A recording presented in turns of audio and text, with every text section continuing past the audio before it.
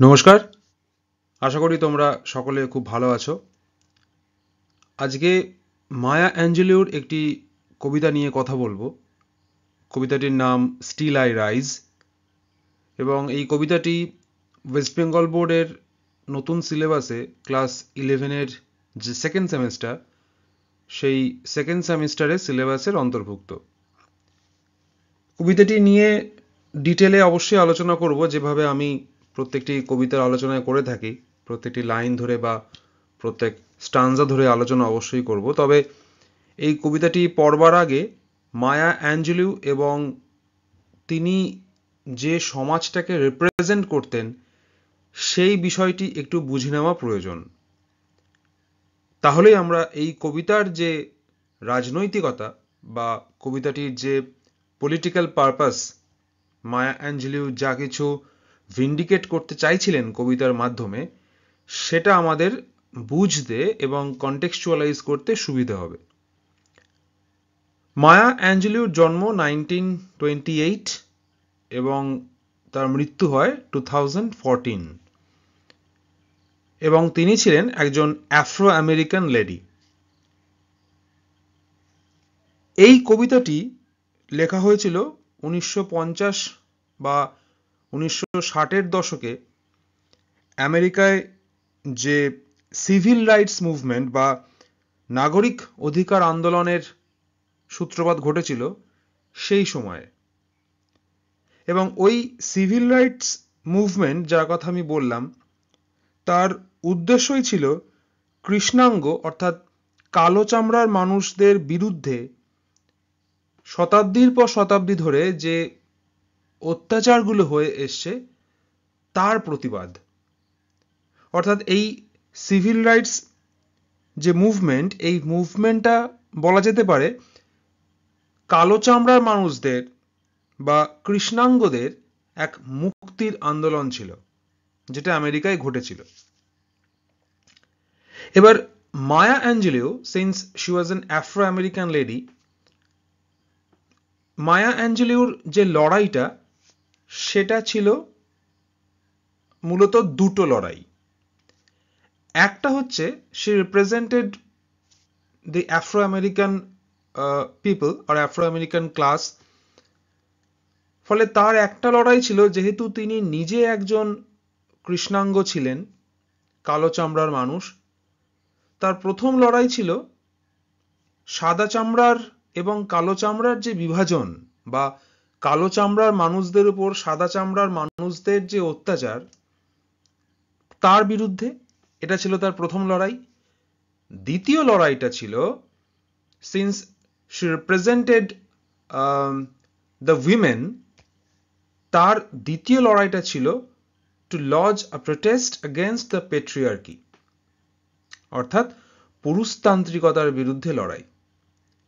তাহলে Maya Angelou, since she is also noted as a social activist and a feminist, তো Maya অ্যাঞ্জেলিউর যে লড়াই, সেই লড়াইটা দুভাবে আমরা এই কবিতার মধ্যে খোঁজার চেষ্টা করব। এক হচ্ছে তার লড়াই যে তিনি একজন কালো চামড়ার মানুষ এবং সমাজে তাদের প্রতি, এই কৃষ্ণাঙ্গদের প্রতি ঘটে চলা যাবতীয় যে অত্যাচার, তার বিরুদ্ধে লড়াই। আর দ্বিতীয়ত, যেহেতু তিনি একজন নারী, তাই পুরুষতান্ত্রিক সমাজে নারীদের যে যন্ত্রণা, তাদের যে তাদের উপর ঘটে চলা যে নিষ্পেষণ, তার বিরুদ্ধেও তিনি প্রতিবাদ জানাচ্ছেন এবং আওয়াজ তুলছেন।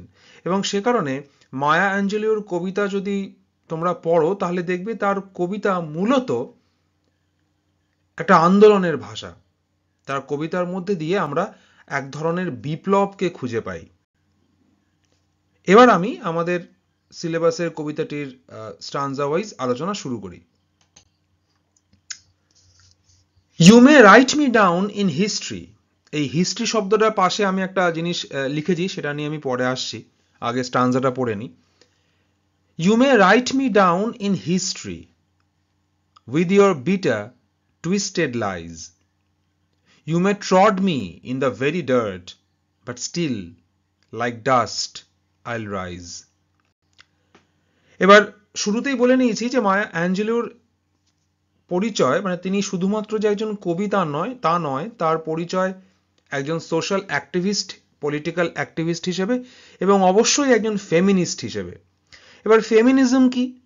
ফেমিনিজম একটা বিশাল পড়াশোনার বিষয়, কিন্তু এই মুহূর্তে যেহেতু আমি ইউটিউবের চ্যানেলে কথা বলছি, এই মুহূর্তের জন্য এইটুকু আমাদের জেনে রাখা প্রয়োজন যে ফেমিনিজম হচ্ছে সেই আলোচনা যার মাধ্যমে নারীদের মুক্তির পথ খোঁজার চেষ্টা করা হচ্ছে, এবং ফেমিনিস্ট হচ্ছেন তারাই যারা নারী মুক্তির কথা বলছেন। তো যেহেতু মায়া অ্যাঞ্জেলো একজন ফেমিনিস্ট ছিলেন, তাই শুরুতেই বলেছি এই কবিতার মধ্যে নারী মুক্তির পথ খোঁজার বিভিন্ন প্রকরণ মায়া অ্যাঞ্জেলো করেছেন। এবার ফেমিনিজমে হিস্ট্রি শব্দটাকে নিয়ে একটু কাটাছেড়া করা হয়েছে। যেমন তোমরা দেখতে পাচ্ছ যে হিস্ট্রি শব্দটায় আমি হিজ স্টোরি এইভাবে মূলত শব্দটাকে লিখেছি। এর কারণটা কি? এর কারণটা হলো ফেমিনিজমে বা ফেমিনিস্ট ক্রিটিকরা মনে করছেন যে পুরুষতান্ত্রিক সমাজে বা পেট্রিয়ার্কাল সোসাইটিতে ইতিহাস লিখছে পুরুষরা, এবং সেই ইতিহাসে নারীরা বরাবরই ব্রাত্য। তাদের জায়গা এই পুরুষতান্ত্রিক সমাজের পুরুষ দ্বারা লিখিত যে ইতিহাস সেখানে নেই। এবার এই হিস্ট্রি শব্দটাকে যদি আমরা একটু ফেমিনিজমের আদলে ভেঙে নিই, তাহলে দেখতে পাচ্ছি হিজ স্টোরি, অর্থাৎ পুরুষের গল্প, পুরুষদের ইতিহাস। এবং আমরা জানি history is always written by the master, rarely history has been written by the slaves. অর্থাৎ ইতিহাস মূলত লেখেন যারা ক্ষমতার শিখরে থাকেন তারাই।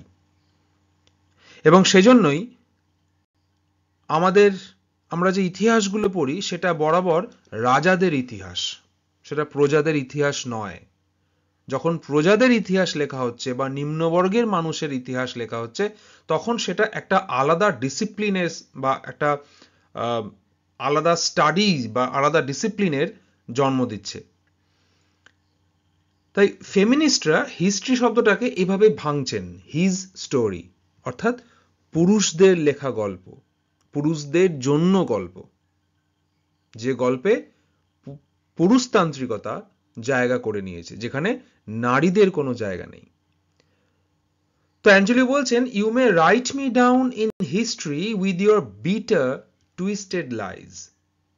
তিনি বলছেন তুমি বা তোমরা চাইলে আমাকে বা আমাদের, এখানে শুরুতেই বলে নেওয়া ভালো যে মি বলতে কিন্তু মায়া অ্যাঞ্জেলো শুধু নিজের কথা বলছেন না। She is representing the Afro-American society. Of course, she is representing the women. এবং she is speaking on behalf of all them. তাই মি বলতে এখানে শুধু মায়া অ্যাঞ্জেলো নন, তিনি যে ক্লাসটাকে রিপ্রেজেন্ট করছেন তাদের পুরো সেই সামগ্রিক ক্লাসটাকেই আমাদের কনসিডার করতে হবে। তিনি বলছেন, you may write me down in history with your bitter twisted lies. যে তোমরা চাইলে বা তুমি চাইলে আমাদের ইতিহাস লিখতে পারো তোমাদের ঘৃণা দিয়ে বা সত্যের অপব্যবহার দিয়ে, টুইস্টেড লাইজ, মিথ্যা দিয়ে। যেহেতু ইতিহাসটা তুমি লিখবে, অ্যাঞ্জেলো বলছেন পুরুষতান্ত্রিক সমাজে যেহেতু ইতিহাসটা তুমি লিখবে, তাই তুমি আমাদের ইতিহাস লিখতেই পারো বা তোমরা আমাদের ইতিহাস লিখতেই পারো তোমাদের ঘৃণা দিয়ে। তোমরা যেভাবে আমাদের প্রজন্মের পর প্রজন্ম, শতাব্দীর পর শতাব্দী দেখে এসেছো, সেইভাবে তোমাদের ঘৃণা দিয়ে, তোমাদের মিথ্যা দিয়ে, সত্যের অপব্যাখ্যা দিয়ে আমাদের ইতিহাস লিখতেই পারো। You may trod me in the very dirt. ধুলোয় আমাদের পদদলিত করতে পারো, বাট স্টিল, তা সত্ত্বেও, লাইক ডাস্ট, ওই ধুলোর মতোই, হাওয়া আসলে যেমন, ঝড় আসলে যেমন ধুলো উঠতে শুরু করে, মাটি থেকে ভেসে যায় শূন্যে, বিলীন হয়ে যায় মহাশূন্যে, অ্যাঞ্জেলো বলছেন still like dust I will rise. তা সত্ত্বেও, এই ধুলোর মতো হলেও আমি ঠিক উঠে দাঁড়াবো। Does my sassiness upset you? Sassiness শব্দটির অর্থ হচ্ছে ঔদ্ধত্য। তিনি বলছেন, does my sassiness upset you? আমার ঔদ্ধত্য কি তোমাদের একটু ডিস্টার্ব করছে? আমাদের মনে রাখতে হবে যে যখন একটা আন্দোলন তৈরি হয়, যারা আন্দোলনটা করছেন তাদের উদ্দেশ্যই থাকে একটা সোকল্ড যে নর্ম বা স্টেট দ্বারা ইমপ্লিমেন্টেড যে সিস্টেম, সেটাকে ডিস্টার্ব করা। এই ডিস্টার্বের নামটাই হচ্ছে মুভমেন্ট। এবং স্টেট কখনোই চাইবে না এভাবে ডিস্টার্বড হতে। সেই জন্য রাষ্ট্র যখনই দেখে তার বিরুদ্ধে কেউ আওয়াজ তুলছে, সেই আওয়াজকে তারা দমিয়ে দেয়। So Angelou is asking, does my sassiness upset you? আমার ঔদ্ধত্য সেটা কি তোমাদের বিরক্ত করছে? কারণ কারণ তিনি বলতে চাইছেন যে patriarchal society is not accustom to this. মানে পুরুষতান্ত্রিক সমাজে নারী পুরুষ দ্বারা দমিত হয়ে থাকবে, এটাই নর্ম। পুরুষতান্ত্রিক সমাজ এটাই মনে করে। তো সেই সমাজের গণ্ডির বাইরে এসে, সেই সমাজ দ্বারা তৈরি করা নিয়মের বাইরে এসে এই যে তিনি তার ঔদ্ধত্য প্রকাশ করছেন, সেই জন্য তিনি জিজ্ঞাসা করছেন যে does my sassiness upset you? আমার ঔদ্ধত্য কি তোমাদের বিরক্ত করছে বা তোমাদের স্টেবিলিটিটাকে নষ্ট করে দিচ্ছে? Why are you beset with gloom? কেন তোমাদের দেখে মনে হচ্ছে যে তোমরা চিন্তায় আছো? তোমাদের মুখে কেন দুঃখের ছায়া? Cause I walk like I have got oil wells pumping in my living room. বলছে কারণ তোমাদের বেঁধে দেওয়া নিয়মের, তোমাদের তৈরি করে দেওয়া সমাজে আমি এমনভাবে হাঁটি যেন আমার ঘরেই তেলের খনি আছে। এই pumping oil wells pumping in my living room, এই যে অ্যালেগরিটা, এটা একটু আনইউজুয়াল। এটা আমরা এইভাবে এক্সপ্লেন করতে পারি যে যেহেতু আমরা জানি যে এই তেলের খনি বা এই যে বিষয়টি আরাবিয়ান কান্ট্রিজগুলোতে যাদের হাতে তেলের সম্পত্তি রয়েছে, এরা যেহেতু আরবপতি, এদের হাতে যেহেতু প্রচুর টাকা, তো অ্যাঞ্জেলি বলছেন সমাজ তাদের দ্বারাই নিয়ন্ত্রিত হয় যাদের হাতে প্রচুর টাকা, অর্থাৎ যারা ধন সম্পত্তির মালিক, যারা পুঁজিপতি শ্রেণী। সেই ক্যাপিটালিস্টদের দ্বারা সমাজ ভীষণভাবে নিয়ন্ত্রিত হয়, কন্ট্রোলড হয়।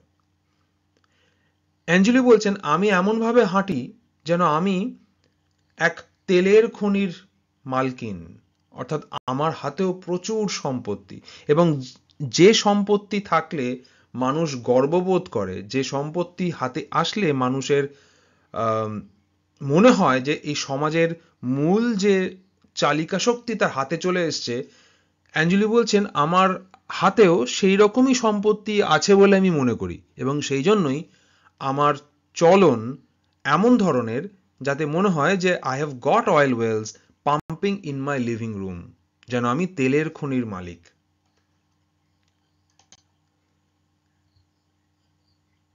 Just like moons and like suns, with the certainty of tides, just like hopes springing high, still I rise. তিনি এখানে চাঁদ, সূর্য এবং জোয়ার ভাটার এই যে ন্যাচারাল যে হ্যাপেনিংসগুলো, তার সাথে তিনি নিজেকে তুলনা করেছেন। এবং এই তুলনা করবার একটা উদ্দেশ্যই হচ্ছে এটা বোঝানো যে এই আকাশের চাঁদ, সূর্য, জোয়ার ভাটা এগুলো যেমন সার্টেন, তার যে উত্তরণ সেটাও ভীষণভাবে সার্টেন। তাই বলছেন just like moons and like suns, ওই আকাশের ওই চাঁদের দশা পরিবর্তনের মতো, সূর্যের উদয়াস্তের মতো, with the certainty of Tides, দিনে যেমন নিয়ম করে জোয়ার ভাটা হয় তার যে সার্টেনটি, সেই সার্টেনটির মতো, just like Hopes springing high, যেভাবে আমাদের মনের আশাগুলো মরতে মরতেও অনেক সময় বেঁচে যায়, যেভাবে আমরা আশা করা, স্বপ্ন দেখা থামাই না, সেইভাবেই, সেই নিশ্চয়তা নিয়েই অ্যাঞ্জেলি বলছেন স্টিল আই রাইজ, আমি ঠিক উঠে দাঁড়াই। অর্থাৎ শতাব্দীর পর শতাব্দী, প্রজন্মের পর প্রজন্ম যে অত্যাচার, যে সাপ্রেশন, যে সাবজুগেশন, অ্যাঞ্জেলো বলছেন সেই সবটা সামাল দিয়ে সমস্ত কিছুর বিরুদ্ধে গিয়ে আমি ঠিক উঠে দাঁড়াই। Did you want to see me broken? তোমরা কি চেয়েছিলে আমাদের এভাবে ভেঙে পড়তে দেখতে? That means Angelou is asking to the patriarchy, যে পুরুষতান্ত্রিক সমাজকে তিনি প্রশ্ন করছেন যে তোমরা কি এরকমই চেয়েছিলে যে আমরা নারীরা, এবং বিশেষ করে আমরা যারা কালো চামড়াকে রিপ্রেজেন্ট করি তারা, তোমাদের এই সাদা চামড়ার যে পৃথিবী, যে পৃথিবীতে প্রতিদিন প্রতি মুহূর্তে আমাদের মনে করিয়ে দেওয়া হচ্ছে যে কালো চামড়া একটা অভিশাপ, যে পৃথিবীতে প্রতিদিন প্রত্যেকটি ক্যাপিটালিস্ট বিজ্ঞাপন আমাদেরকে শেখায় যে এই প্রসাধন সামগ্রীটা ব্যবহার করলে তোমার গায়ের রংটা কালো থেকে আস্তে আস্তে ফর্সা হবে, এবং যে বিজ্ঞাপনগুলোর মধ্যে দিয়ে প্রত্যেকটি মুহূর্তে আমাদের বুঝিয়ে দেওয়া হয় যে কালো চামড়া যেন একটি অভিশাপ, তোমাদের দ্বারা তৈরি নিয়মে বা তোমাদের তৈরি সমাজে কালো চামড়া একটা অভিশাপ। তো সেখানে তোমরা কি এরকমই ভেবেছিলে যে আমরা সারা জীবন এভাবেই ভেঙে থাকবো, এভাবেই মাথা নত করে থাকবো?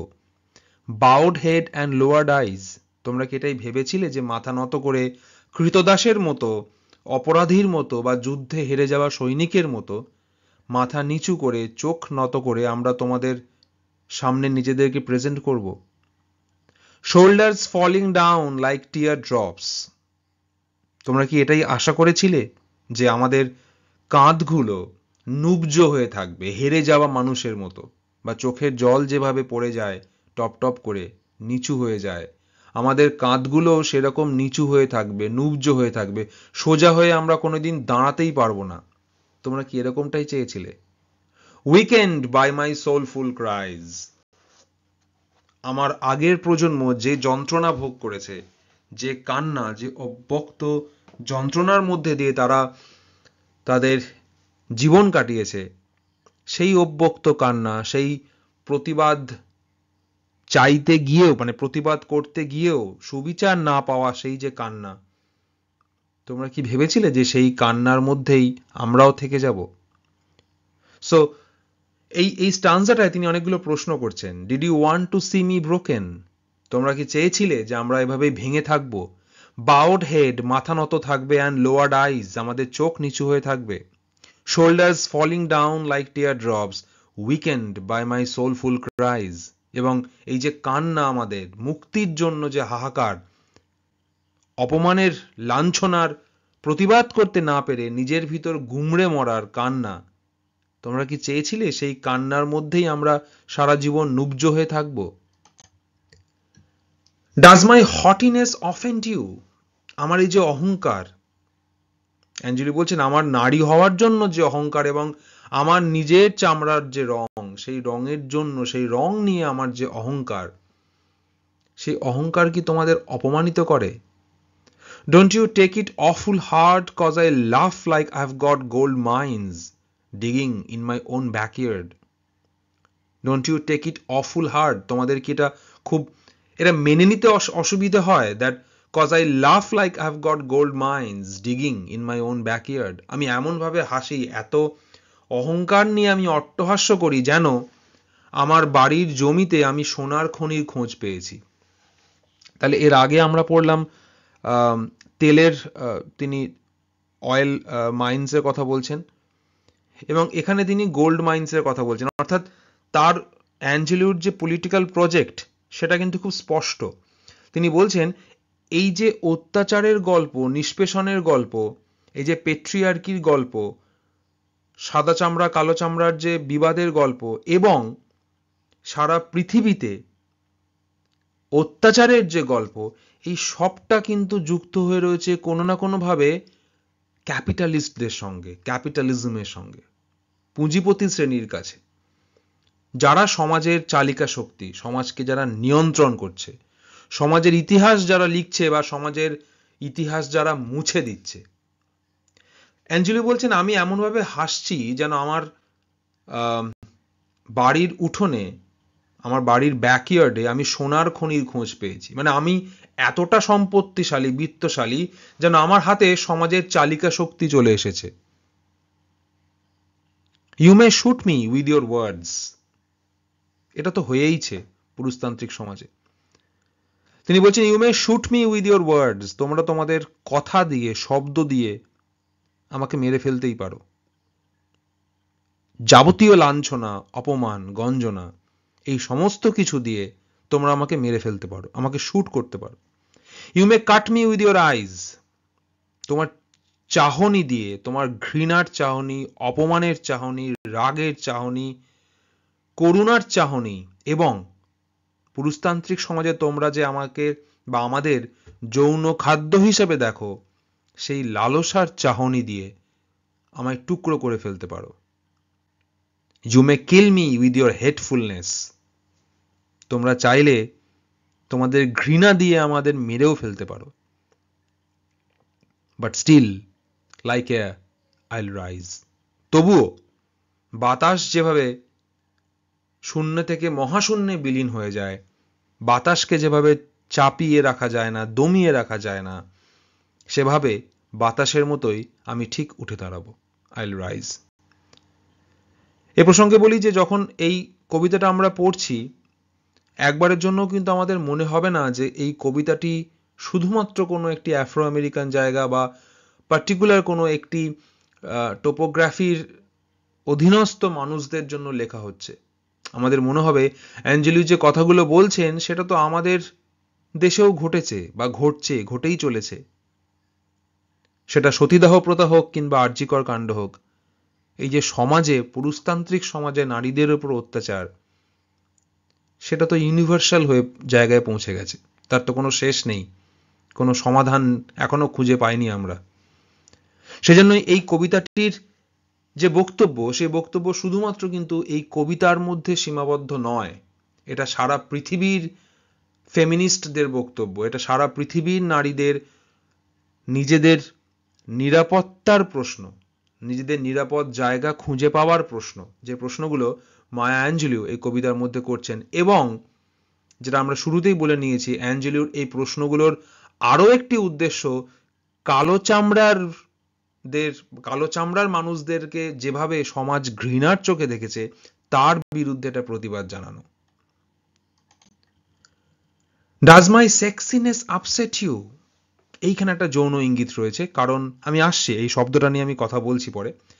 Does my sexiness upset you, does it come as a surprise that I dance like I have got diamonds at the meeting of my thighs, does my sexiness upset you. এই শব্দটা নিয়ে বেশ কিছু কথা বলার আছে। আমাদের এটা বুঝতে হবে যে আমরা যে অ্যাডজেক্টিভগুলো ইউজ করি, সেই অ্যাডজেক্টিভগুলো ভীষণভাবে জেন্ডার্ড। খুব সহজ একটা এক্সাম্পল দিই, আমি দুটো এক্সাম্পল দিই। একটা হচ্ছে আমরা যে অ্যাডজেক্টিভগুলো ব্যবহার করি সমাজে নারী পুরুষদের বোঝানোর জন্য, সেটা ভীষণভাবে জেন্ডার্ড, সেটা ভীষণভাবে বায়াসড, এবং যেভাবে আমরা নারী পুরুষকে ট্রিট করছি right from the beginning, that is also very much gendered and biased. কিরকম? কোনো পুরুষের সৌন্দর্য বোঝানোর জন্য আমরা সব সময় হ্যান্ডসাম ইউজ করি, আর নারীদের ক্ষেত্রে বিউটিফুল ইউজ করি। এর ব্যত্যয় যদি ঘটে, যদি কোনো ক্ষেত্রে আমরা নারীদের হ্যান্ডসাম বলি, পুরুষদের বিউটিফুল বলি, তাহলে মনে করা হয় যে আমাদের অ্যাডজেক্টিভে ভুল হচ্ছে। এটা কিন্তু ভাববার বিষয় যে why is it that handsome and beautiful, these two words are so gendered? এই দুটো অ্যাডজেক্টিভ কেন, হ্যান্ডসাম কেন সবসময় পুরুষদের সঙ্গেই বসবে আর বিউটিফুল কেন নারীর সঙ্গে বসবে? এটা বসে কারণ in patriarchal society the words are very much gendered. এই একটা বিষয়। 2 নম্বর হলো, ধরা যাক কোনো বাড়িতে একটি বাচ্চা ছেলে হয়েছে এবং আরেকটি বাড়িতে একটি বাচ্চা মেয়ে হয়েছে। তো সেই বাচ্চাটিকে, বাচ্চা ছেলেটির ক্ষেত্রে আমরা কি উপহার দিই? ক্রিকেট ব্যাট, বন্দুক। আর বাচ্চা মেয়েটিকে কি উপহার দিই? রান্নাবাটি, পুতুল। তার মানে আমরা মনেই করি যে এই খেলনাগুলো সেই মেয়েটির জন্য, এবং ছেলে মানেই সে ক্রিকেট খেলতে পারে, সে বন্দুক নিয়ে একটা সুগার কোটেড ভায়োলেন্স সে তৈরি করতে পারে। তার মানে এই যে উপহারগুলো, সেটাও ভীষণভাবে জেন্ডার্ড। তার মানে আমাদের সাইকি, আমাদের চিন্তা ভাবনা, আমাদের থট প্রসেসেস গুলো এমনভাবে জেন্ডার্ড যে আমরা যা বলছি, যে শব্দ ব্যবহার করছি, যে কথা ব্যবহার করছি, সেটা ভীষণভাবে নারীদের জন্য আলাদা, পুরুষদের জন্য আলাদা। এখন তো আবার পারফিউমও নারী পুরুষ ভেদাভেদ হয়ে গেছে। এবার এই সেক্সিনেস শব্দটির মধ্যে যে যৌন ইঙ্গিতটা রয়েছে সেটা খুব একটা সুবিধের নয়। মানে এই শব্দটির মধ্যে, যেহেতু পুরুষতান্ত্রিক সমাজ এই শব্দটি ইউজ করছে, পেট্রিয়ার্কি এই শব্দটি ইউজ করে with an intent to commodify women. আমি বলতে চাইছি যে এই শব্দটার মধ্যে নারীদেরকে ভোগ্যপণ্য হিসেবে দেখবার একটা ইন্টেন্ট ভীষণভাবে কাজ করে। এবং অ্যাঞ্জেলিউ আমার ধারণা খুব সতর্কভাবে, সচেতনভাবে এই শব্দটি ব্যবহার করছেন, কারণ তিনি বলতে চাইছেন যে এতদিন অবধি you regarded us as sexual commodities, কিন্তু এখন যেহেতু আমরা এই প্রতিবাদটা শুরু করেছি, আমরা যে শরীর আমাদের এতদিন লুকিয়ে রাখতে হয়েছিল, বা যে শরীর তোমাদের সামনে প্রকাশ করতে আমরা ভয় পেতাম, আজকে আমরা সেই শরীরটা প্রকাশ করছি। এটা করছি আমাদের প্রতিবাদ হিসেবে। তিনি বলছেন, does my sexiness upset you? Does it come as a surprise that I dance like I have got diamonds at the meeting of my thighs? এটা কি তোমাদের কাছে সারপ্রাইজ বলে মনে হয় যে যে শারীরবৃত্তীয় বৈশিষ্ট্যের জন্য আমি নারী হিসেবে সমাজে পরিচিত, যে শারীরবৃত্তীয় বৈশিষ্ট্যগুলো আমার নেই বলে, বা যে শারীরবৃত্তীয় বৈশিষ্ট্যগুলো তোমাদের আছে বলে তোমরা পুরুষ হিসেবে পরিচিত, এবং তোমরা মনে করো যে you are licensed to unleash brutal torture on us, সেই শারীরবৃত্তীয় বৈশিষ্ট্যগুলো নিয়ে, সেই শারীরবৃত্তীয় চিহ্নগুলো নিয়ে, যেগুলো আমাকে নারী হিসেবে সমাজে প্রতিষ্ঠা দিয়েছে, আমি সেগুলোকে এমনভাবে ফ্লন্ট করি, এমনভাবে সেগুলোকে আমি এক্সপ্রেস করি যাতে আমি বুঝিয়ে দিই যেটা আমার অহংকার। তাহলে এই যে সম্পত্তির অ্যালিউশনটা বা অ্যালেগরি, যেটা একটু আগে এক্সটার্নাল ছিল, অর্থাৎ তেলের খনি বা সোনার খনি, সেখান থেকে অ্যাঞ্জেলিউ সরে আসছেন। এবার তার নিজের শরীরটাকে she is representing as something which is as precious as any precious Jewel. তিনি এবার বলছেন যে এই সম্পত্তিটা শুধুমাত্র যে তিনি কল্পনা করছেন তার আশেপাশে রয়েছে তাই নয়, তার এই গোটা শরীরটাই তার সম্পত্তি। And she is very happy to flaunt it. Out of the hearts of history's shame. এই history's shame কথাটা আমি বোল্ড করেছি কারণ এই ইতিহাস, শুরুতে যে কথাগুলো বললাম আমি আর রিপিট করছি না, এই ইতিহাসে পাতার পর পাতা জুড়ে যে যন্ত্রণার কথাগুলোকে মুছে ফেলা হয়েছে, যে যন্ত্রণার কথা কোনো ইতিহাসের পাতাতেই জায়গা পায়নি, তিনি বলছেন সেই ইতিহাসের লজ্জা, কারণ আমরা নিশ্চয় ভুলে যাইনি যে এই কৃষ্ণাঙ্গদের কৃতদাস হিসেবে বাজারে বিক্রি করে দেওয়ার প্রচলন ছিল, স্লেভ ট্রেডিং এর কথা বলছি আমি। তো সেই যে যন্ত্রণার ইতিহাস, লজ্জার ইতিহাস, তিনি বলছেন সেই লজ্জার ইতিহাসের পাতা থেকে আমি উঠে আসি, I rise up from a past অর্থাৎ ওই যে স্লেভারির যে ইতিহাস, কৃতদাস হয়ে বিক্রি হয়ে যাওয়ার যে ইতিহাস, up from a past that's rooted in pain I rise. যে ইতিহাস লুকিয়ে আছে যন্ত্রণার মধ্যে, যে ইতিহাসের সোর্স হচ্ছে যন্ত্রণা, সেই যন্ত্রণাদগ্ধ, সেই যন্ত্রণার ইতিহাস থেকে আমি উঠে আসি। I M A black ocean, সাংঘাতিক কথা, I M A black ocean. তিনি রিপ্রেজেন্ট করছেন তার পুরো কমিউনিটিকে, আফ্রো আমেরিকান কমিউনিটিকে, হু বেয়ার ব্ল্যাক স্কিন। তিনি বলছেন I am a black ocean, আমি একটা কালো সমুদ্রের মতো, যে সমুদ্রের জলে মিশে আছে প্রচুর কালো রং, যে সমুদ্রে মিশে আছে কালো মানুষদের যন্ত্রণা, তাদের চোখের কান্না, রক্ত, ঘাম, লিপিং অ্যান্ড ওয়াইড। কিন্তু তার সাথে সাথে এটাও বলছেন leaping and wide, wailing and swelling, কিন্তু আমি কিন্তু চুপ করে নেই, স্থির হয়ে নেই। সমুদ্র যেমন অশান্ত, অ্যাঞ্জেলি বলছেন I am also leaping and wide, wailing and swelling. So just as the ocean wails and swells, the speaker also rises above the pain and withstands the pains of life. ঠিক যেভাবে সমুদ্রের ঢেউয়ের উত্থান পতন ঘটে, যে উত্থান পতনের মধ্যে দিয়ে মনে হয় যে একটা কিছু চলছে সে সমুদ্রের মধ্যে, অ্যাঞ্জেলি বলছেন সে একই উত্থান পতন আমার ভিতরেও ঘটছে। and what I'm trying to say is that I am in a constant process of lodging my protest. I am a rebel and revolution is my motto. Wailing and swelling I bear in the tide. সমুদ্রের ঢেউয়ের মতো যে আন্দোলন, সমুদ্রের ঢেউয়ের যে আন্দোলন, সেই আন্দোলন আমার ভিতরেও চলছে, কারণ I am representing my community. Leaving behind nights of terror and fear, সেই পুরনো দিনের ভয়ের, যন্ত্রণার, দুঃখের যে রাত, অত্যাচারিত হওয়ার যে রাত, সেই রাতগুলোর সমস্ত গল্প, সমস্ত ঘটনাকে পিছে রেখে I rise, আমি উঠে দাঁড়াই।